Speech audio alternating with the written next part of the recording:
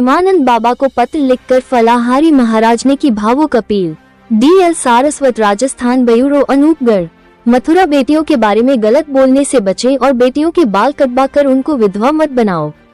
श्री कृष्ण जन्मभूमि मंदिर मस्जिद केस के मुख्य याचिकाकर्ता दिनेश फलाहारी महाराज ने प्रेमानंद बाबा को एक भावुक करने वाला पत्र लिखा है। उन्होंने कहा है कि देश की बेटियों के बारे में आप गलत शब्द कहने से बचें और छोटी छोटी बच्चियों को इतना भक्ति भाव में भाव विभोर मत कीजिए जिससे वो अपना सर मुड़वाकर विधवा का रूप धारण कर ले।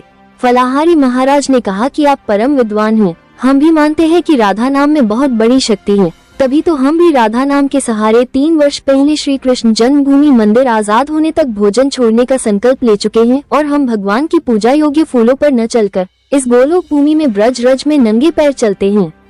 उन्होंने कहा कि हिंदुस्तान में मुस्लिमों की आबादी बहुत तेजी से बढ़ रही है और आप भावुक युवा हिंदू बच्चियों को जादू टोना करके साधु बना रहे हो।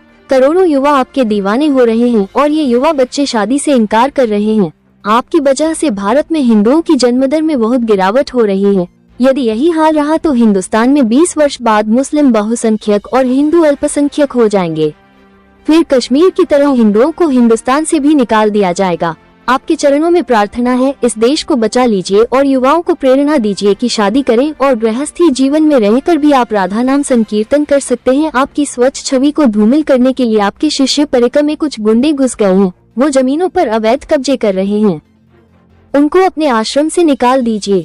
इस भावुक पत्र में प्रेमानंद बाबा से दिनेश फलाहारी महाराज ने कहा है कि वो भी तपस्वी फलाहारी ब्राह्मण ब्रिजवासी हैं और श्री कृष्ण जन्मभूमि मंदिर से मस्जिद को हटाने के लिए हाई कोर्ट और सुप्रीम कोर्ट में संघर्ष कर रहे हैं। उन्होंने कहा कि आपके करोड़ों फॉलोअर्स हैं, आपको बड़े बड़े उद्योगपतियों ने हाईजैक कर लिया है, आपके लिए माया का जाल बिछा दिया है।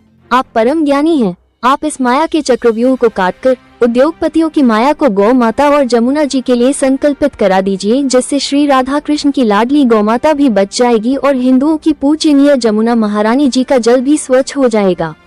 गौ माता, यमुना महारानी और ब्रजवासियों के आशीर्वाद से आपकी दोनों किडनी स्वस्थ रहेंगी और आपका नाम इतिहास के स्वर्ण अक्षरों में लिख जाएगा। अंतिम पंक्ति में दिनेश फलाहारी महाराज ने प्रेमानंद बाबा को समझाया है कि जिस माया को आप छोड़ कर आए हैं वही माया आपके पीछे दौड़ रही है। इस मोह माया से दूर रहोगे तभी स्वर्ग जा पाओगे।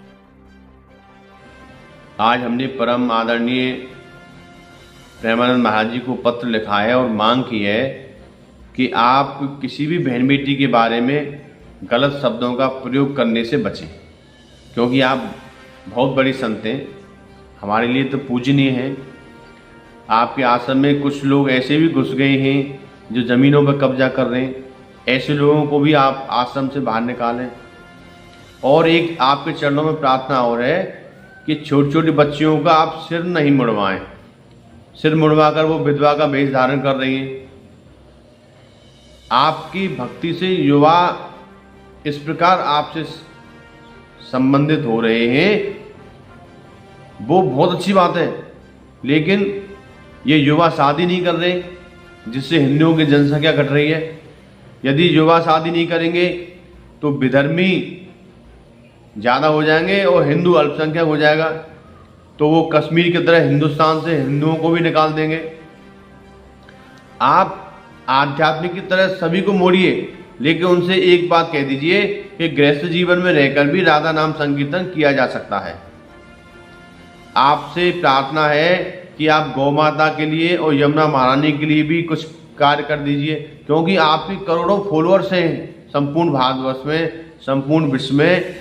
तो आपके एक इशारे से यमुना का जल स्वच्छ हो जाएगा और संपूर्ण भारतवर्ष में आपके कहने से हर जिले में बड़ी बड़ी गौशालाएं खुल जाएंगी।